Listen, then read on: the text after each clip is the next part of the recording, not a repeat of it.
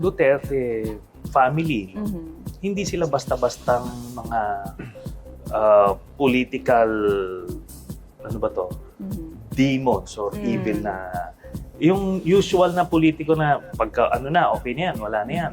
Ito hindi. Kasi ano sila kumbaga nagkalat sila ng virus sa lipunan, sa mga institution. Kaya kung i-excise mo ito, talagang malawak Kaya kailangan yung kumbaga eye on the ball ka rito. Hindi mo pwedeng bitawan lang ito, parang half, ano lang, yung parang half-baked or hindi ka full-time dito sa endeavor na to. Dahil talagang mabilis sila, they can bounce back easily. Ala mga idol, nandito na naman si dating Senador Antonio Trillanes. Nagkakalat ng virus ang Duterte, mga idol. Wow naman, Senador! Grabe ka! Ibang klase talaga to si Senator Trillanes, mga idol. Tama naman yung sinabi niya, sa totoo lang. Talagang nagkakalat ng virus ang Duterte. Ang ibig sabihin, nagkakalat ng mabubuting gawain, ligasiya para sa mamamayang Pilipino, malasakit at pagmamahal sa bayan. Totoo, tama yung sinabi niya. Nagkakalat talaga ang Duterte. Kaya nga hindi nila matibag-tibag ang Duterte, di ba? Oh, mga idol, bago ang lahat, isang pagbati sa inyong lahat, mga ka-Duterte sulid. Luzon, Visayas at Mindanao, lalong-lalo na dyan sa bandang Davao, mga idol, mga ka-Duterte sulid. Kasi ngayon, nakita nyo naman yung sinabi ni dating Senador Antonio Trillanes, ay talagang, ewan ko kung until now, bakit hindi pa rin sila makamove on sa mga Duterte? Bakit ba bukang bibig pa rin nila ang Duterte? Ang tanong, bakit? Total, kasi alam natin na malapit na ang 2028, itong presidential election, mga idol. Isipin nyo simula pa yan kay Tatay Digong, hindi pa tumakbong pagka-presidente. Grabe ang inabot ng Duterte, nagkalat talaga ng virus, mga idol. Aminado ako talagang nagkalat ng virus ang Duterte. Proud tayo sa ginawa nila. Kaya nga siya na mismo nagsabi, di ba? Nagkalat ng virus sa lipunan. Pati ang mga lipunan, talagang minamahal sila. Di ba? Tingnan nyo. Batikusin nyo lang ng batikusin, siraan nyo lang ng siraan ang Duterte. Talagang hindi kayo mananalo sa kanila. Nakatatak na yan. Namamayagpag ang Duterte kasi totoong serbisyo, may puso at malasakit sa bayan at saka sa mamamayang Pilipino. Kay Digong pa lang, kay Tatay Digong pa lang yan nagsimula. Hanggang itong lahi ni Tatay Digong, itong kay Inday, kay Pulong, kay Baste. O ngayon, napag-usapan natin to si Baste. Napakatahimik ni Baste ngayon. Di ba? Alam natin ngayon na si Rene Baterbonia ay na sa kanyang na siya, nailibing na, di ba? Marami sa atin mga ka-Duterte sulid na hindi alam na nag-extend. Ang ibig kong sabihin, ito si Coach Jess ng Dabra, itong coach napag-usapan lang natin, no? Itong coach ni Rene Baterbonia, simula nung nangyari itong June 8 doon sa chapel sa Maynila hanggang napunta sa Davao City, hanggang napunta dito sa may hometown niya sa may Talacogon, ito sa Agusan, ang pagtulong ni Mayor Baste Duterte ay tuloy-tuloy. Kaya ito si Coach Jess na tinatawag natin, daghang salamat itong sinabi nyo, City Government of Davao, daghang salamat Mayor Baste. Kumbaga, nag-extend siya, nag-post siya ng mensahe kay Mayor Baste, nagparating sa kanang, nag-extend siya. Sinabi niya, from Coach Jess to Mayor Baste, and City Government of Davao, we would like to express our heartfelt gratitude to Mayor Sebastian Baste Duterte for extending assistance from Manila to Davao and all the way to the hanggang sa Talacogon, ito sa hometown ni Rene. You support, help, easy and burdened of Rene's family and ensured that he was brought home and dignity and honored. Diba? Behalf of the Baterbonia family and everyone who loves of Bobet, thank you for standing with us when we needed it the most. Daghang salamat, City Government of Davao.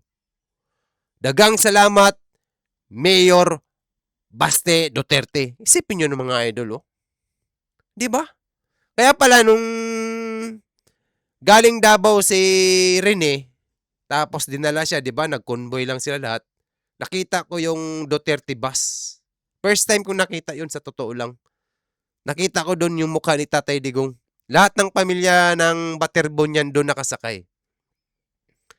Karamihan. Andun. Kaya nakakabilib, kaya tama ang sinabi ni Trillanes na nagkalat talaga ng virus itong Duterte. Tama ang sinabi niya, itong malasakit at pagmamahal ng mga Duterte sa atin ay talagang nagkakalat ng virus. Isipin nyo yan. Diba? Hindi naman kaano-ano ng mga Duterte itong mga taga Baterbonia. Taga Agusan, di ba? Ibig sabihin, proud Mindanao. Proud, Davao Region. Kasi si Rene, naging part ng Davao Region. Meron silang history na nagawa. At nakita natin si Rene, Baterbonia, ang kanyang pagiging, hindi man siya hero sa atin, bilang isang atleta, talagang nakaka-proud na yung kabutihan niya, para hindi lang sa pangarap niya, pati sa pamilya niya. Dito papasok kung paano natin madidescribe ang isang leader katulad ng mga Duterte na magmalasakit. Diba? Anong nangyari doon sa taga-Ateneo? Wala na. Nakita nyo yung reaction ng mama ni Rene Baterbonia kahapon?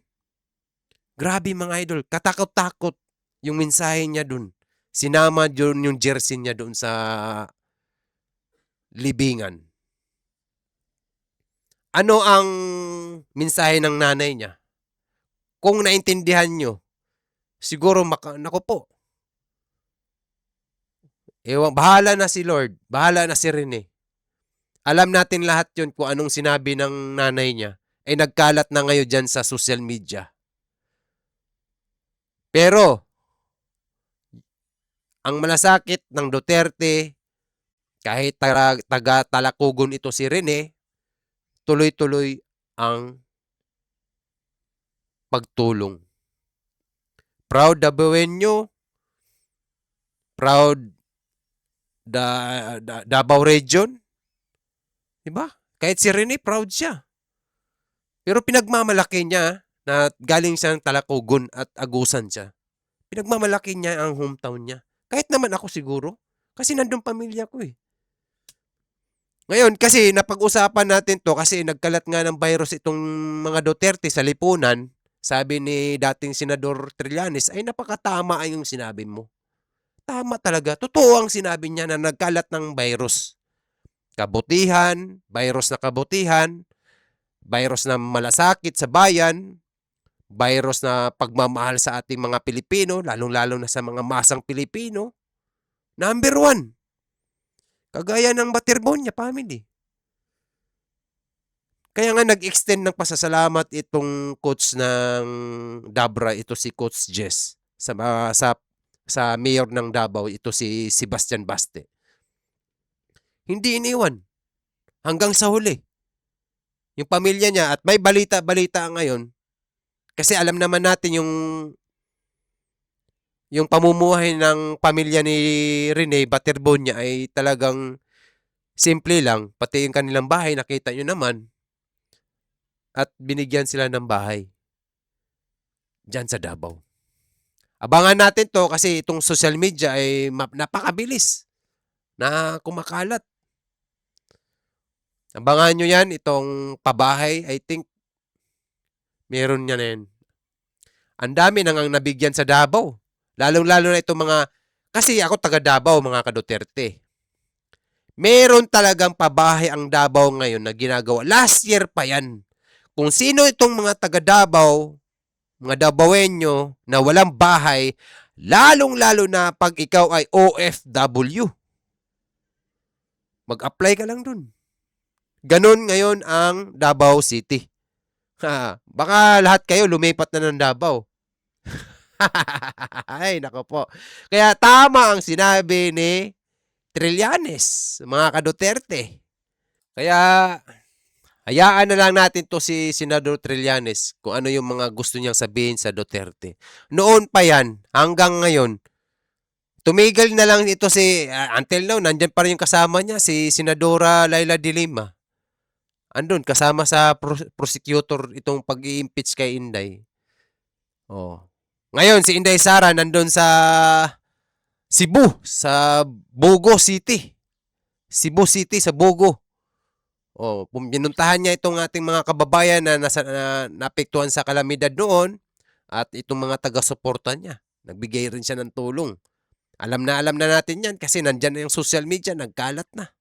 Okay? Ito lang yung ano ko kay Senador Trillanes. Update natin to kasi trending to ngayon. Kahit saan, trending talaga to lagi si dating Senador Trillanes eh. Kasi maganda naman talaga yung mga mensahe niya sa mga Duterte. Napakaganda. Nagkalat ng virus sa lipunan. Correct! Tama ka dyan. Wala kaming masabi. Napakatama ang sinabi mo. Nagkalat talaga ng virus. Pero, mabuting virus. Merong good virus at merong bad. Dito sa good. Di ba ganun lang yun? Meron ding good na person, merong bad person. Ganun yun eh. Di ba? Oh, mga ka-Duterte, kayo nang bahala kay Senador Trillanes dyan. Kasi alam naman natin lahat dyan, ay, kahit anong gawin nila sa mga Duterte, hindi nila makakayang tibagin yan. Itong mga dilawan, ay sus nako po. Kahit anong paninira nila sa Duterte, talagang hindi. Alam nyo kung bakit? Kasi may nagawa. Oh, totoong may nagawa sa bayan, ramdam pa. Hindi yung parang kunwari. Iba yung nagkukunwari kaysa totoo, ha? Alam nating lahat yan. Oh, kagaya doon na nagpunta si Tamba doon sa itong shootout. Nandun si Tamba ngayon sa mga pamilya na nagulat nga ako eh. First time in the history, si Tamba nandun. Pero, salamat pa rin kasi mag-aabot naman talaga ng tulong yun. Yung tulong na yun, galing din sa taong bayan yun, surbol. Kaya tanggapin nyo po. Tanggapin nyo po. Itong sabi ng mga pamilya Duterte, pag may nag-abot sa inyong pera, lalong-lalo na itong mga pagdating sa eleksyon, nag-abot ng pera, tanggapin nyo. Tanggapin nyo kasi pera natin yan. Galing yan sa ayuda. Tanggapin nyo yan, mga ka-Duterte. Kasi pera natin yan. Okay? Kaya, Mr. Senador Trillanes, thank you sa inyong ulat. At proud kami sa sinabi mo. Napakaganda itong nagkakalat ng virus ang Duterte. Totoo talaga yan. Until now, ang Duterte ay nagkakalat ng virus na kabutihan. Magandang virus, pagmamahal at malasakit sa bayan. Di ba? Yan ang totoo. Kaya, we'll see itong mga kaganapan itong mga ka-Duterte kasi maraming mga sila Robin Padilla, Senator Alan Cayetano, nag-ikot-ikot. Itong mga napinsala sa Lindol. Si Inday naman, sakto-sakto siguro, pauwi na siya ng, I think, papunta siyang Davao or papuntang Maynila ba. Kasi ganun na minsan si Inday eh. Pag nagkukonvoy, dadaan-daan lang siya pababa or paakyat. Okay, abangan natin to mga ka-Duterte. Maraming salamat. Mr. Senador Trillanes, dating senador ng... Bilib ako sa'yo. Tama yung sinabi mo. Ang Duterte, nice. Very nice ang Duterte, ha. Di ba? Nakita natin na nakikita talaga ng tao yan. Kaya maraming salamat mga ka-Duterte Solid. Sa mga hindi pa dyan, sa mga hindi pa nabate. Magandang araw sa lahat. Gising-gising. Luzon, Visayas at Mindanao. Maraming salamat sa mga nag-follow at nag-subscribe mga ka-Duterte Solid. Thank you. Maraming salamat. Ingat kayong lahat.